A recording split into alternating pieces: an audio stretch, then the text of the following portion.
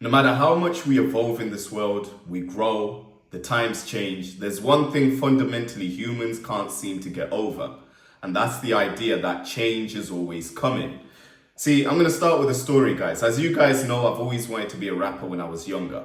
And I remember at the time, my mother pretty much grew up in the education system where the grades you got equated to a career, and that career brought in income. There was no other way in which you were able to actually produce income. Whenever you would go home to an African parent and you suggest to them that you want to go down some sort of creative route, they would always push that idea away. They'd deny it. They'd say there's no chance in hell that you're going to be able to basically create any sort of successful life outside of the education system. And this was because pretty much the way in which we're raised up is the way in which we believe the world is meant to be. We don't believe in any ideas that suggest any sort of different pathways to what we've been raised to believe is actually true. So for example, when the internet first came out, I remember a lot of the time, a lot of the older generation were not really embracing it. They thought, okay, this is too technical, this is too complicated, there's no way we're going to be able to actually adapt to this thing called the internet. And this was when the internet was basic. The basic tools we were using was things like Microsoft Word, PowerPoint, things like that. And whilst we had Microsoft tools basically embodied in our education system, so we learned them up pretty much quickly, we've always known how to use them. The older generation had to pick them up pretty much in the work environment. And this took a bit of time. And you can imagine, I think, if you're a much older age, maybe you're mid to late 40s, then obviously picking up something like the internet was going to be quite difficult. If you've never seen it before, you've never sort of used it before growing up, and this is the first time you have to learn to use it in an effective way in the workspace. And whenever change is sort of presented to us, we always seem to push it away. We don't believe it's something beneficial to us. Now, I believe that in society, the progression of technology and the economy is progressing quickly now more than ever before. There's multiple ways in which we're producing income. There's multiple new innovations coming into the world because of the internet, and we've seen a rise in entrepreneurship. Now, although a lot of people believe the market's saturated, if you try to make money online, all the sort of routes you can use to make money are saturated and everyone's trying to do it, I don't really believe this is the case yet. I still believe that the internet is something sort of taboo to a lot of people. I do believe when you're walking down the street on a regular basis, yes, people are making content, people have got their phones out, people are filming, of course, all the time. But how many people are actually using their content to produce an income and actually producing content that actually allows them to work full-time on the content? Or maybe people who are working full-time on Bitcoin, crypto, high ticket sales, all these sort of avenues that have opened up based off of the internet, affiliate marketing. There's very few people that I personally know that are actually making enough money to live off of. There's a lot of grandiose presentations that you see on Instagram, on TikTok. Everyone seems to show that they're living the good life, but it's pretty much renting the good life. A lot of these pictures, it's done so that if they can sell the idea of you believing they live a good life, then you're more likely to buy into whatever they have got planned for you. This is the original blueprint was actually started in music. This is the whole point of a music video. When I was growing up, I used to wonder, why do artists invest so much money into music videos? If you think of a music video, the props, the people involved, the camera equipment, the amount of time you have to spend on set, a music video doesn't automatically equate to record sales, does it? You could spend $1 million on a music video, doesn't mean you're going to make 1 million sales because of that music video. In fact, you actually profit more from throwing something like a concert. So why do musicians really emphasize the idea of a music video?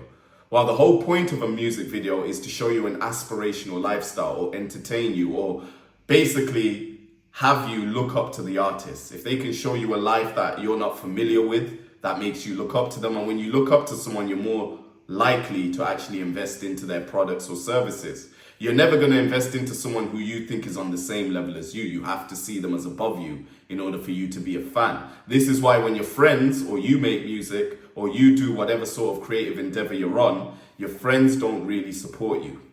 Now, because of the change of the economy, for a very long time, I didn't want to get into content creation. I thought to myself, it's cheesy. When I heard content creation, I thought of the YouTuber who's playing video games and that's all he does. You know, he films himself playing video games. And I was someone who was always maybe outside with friends, going to parties, getting drunk, you know, at university. You know, I didn't really have time to set up a camera and just sit at home playing games, you know. And I also associated with pranks. You know, when the internet and YouTube first came out, you know, the people who were becoming superstars on the internet were the pranksters. This was the days of Vine before TikTok, if any of you remember Vine. Remember Vine?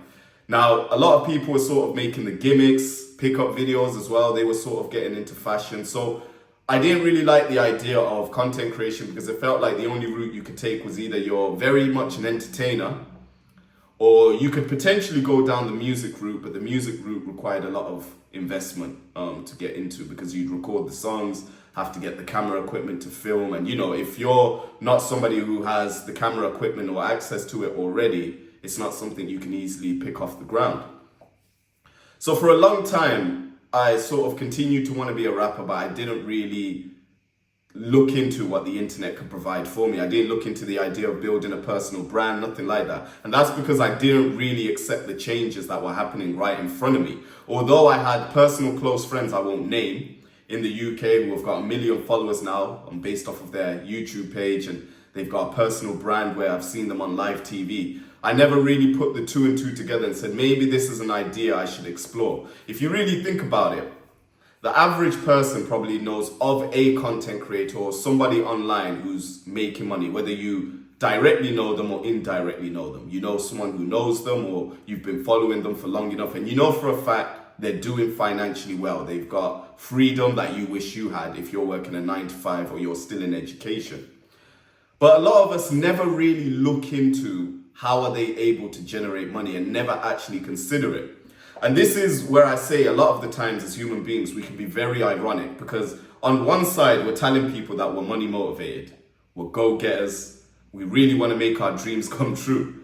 But you've never actually taken the time to sit down and ask yourself, right, there's multiple ways I can make money online. What's a route that I can go down? The average person doesn't do that. And even when they do that, they come into the game with optimism and they realize in order for you to be really effective in the digital space, you're most likely going to have to learn a range of different skills. So let's say, for example, you're learning something like crypto. Although crypto sounds like it's as simple as investing money into a crypto coin, waiting for it to go up and then cashing out, you have to do your research. You have to constantly be in forums trying to figure out what's the next coin that's going to go to the moon, essentially. If you're doing something like high ticket sales, well, you have to learn the craft of sales. Whatever offer you're selling, you're going to have to learn about that offer. You're going to have to be able to articulate yourself in a way that you sound as convincing as the CEO, the person who actually founded the offer, and then sell it to them and then get a commission. Not to mention it's commission only, right? So if it's not like your job where you get paid regardless of you performing or not. You actually have to perform on these roles. So there is skills. But the problem is when you go online, everyone seems to paint it as if getting into the online space is the easiest thing in the world. And I think that's why many people start it and then quit it. See, if you came in with the perspective that this might be one of the hardest things you've ever done, not necessarily because the task in front of you is that difficult, but because for the first time, this is something you're taking on, which you have to cultivate the motivation, the discipline, you have to schedule time to actually learning, reading about the industry or the route that you want to take, and you have to drive yourself. There's no parents, there's no teachers. You have to actively seek the mentors. Some of them are genuine, some of them are not. This is why I say the very first step in order for you to be able to sort of go down a route like this is you have to refuse the life you do not want. First of all, you've got to understand whether you jump into the internet, into the things like AI, crypto, personal brand or not, the world is moving in that direction. And we have no idea what's on the other side. I actually believe that digital money is a bubble. There's too many people making money easily. Eventually, I don't know, somehow I believe it's going to be regulated. I don't want to go too much into that with my theories. I'm sure you guys have different theories as well. I haven't really done the research, but I do believe that there's no chance that everyone is going to be able to start making capital for this on the long term. Now, what I also believe is similar to my mom not believing that I could be a rapper and career being the only path you can take. I do sort of believe that digital money is still one of those things that there is a small percentage of people that have seen the opportunity and are pretty much nose first diving into it. But a lot of people are still skeptical. They can't see how just filming content or just looking into an avenue like AI, how to utilize it in a way that can provide them a bit of extra money or even completely remove them from their job and buy their freedom is ever going to work. They haven't actually taken the time to sit down. And I know this because I didn't for years. It's not like I haven't known of the internet for over a decade. I have known of the internet for a very long time, but not once did I think, okay, why don't I actually look into this? Why don't I sort of explore the different routes in this? It took me a very long time. Why do I say that? Now, some of you guys maybe are looking to be entrepreneurs into business. You don't necessarily want to be content creators, but I think COVID-19, one thing it taught us is that the world in the click of a fingers can change just like that. This happened in real time. We literally had a lockdown where all brick and mortar businesses had to close down. And the businesses that were making the most profit during this period were all digitally. Amazon must have been making an absolute killing. This goes to show that brick and mortar can be replaced with a digital business at any point, but it's easier to build a digital business than it is a physical business. So we need to start questioning where the world is moving towards, because if we really don't do that, then we're just going to be stuck in some mundane place that we're in, and we're never going to get out of the rat race that we seem to want to get out of. So what's this video about? Really, on this video, what I really wanted to do is sort of just go different from my other videos where I usually give you a concept to take on board. I just wanted you guys to sort of take on the concept of the ever-changing world that we're in right now.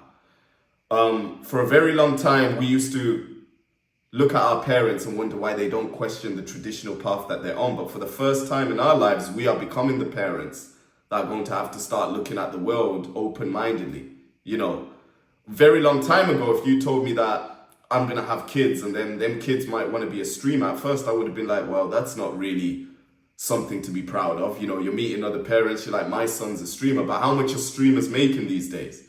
Streamers are making more than musicians, really and truly. Bloggers, people like this who just literally film content and talk about something for a period of time. How long is that going to go on for? I don't know. Should you make something that's sort of more gonna last in the long term? Yeah, I believe so. But there is an argument that if there's money to be made now in this particular avenue, why not? Especially if you're young. You might not want to get into streaming if you're 40.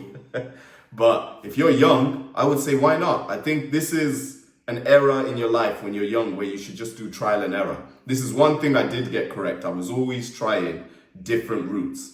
I didn't know which one of them was going to click, but I always knew that I've got to try many different things in order for me to see if there's anything that I can go down. This is how I got to personal brand. I said it in my very first video on this YouTube channel, how I got to this point where now I'm teaching self-improvement from the point of identity change.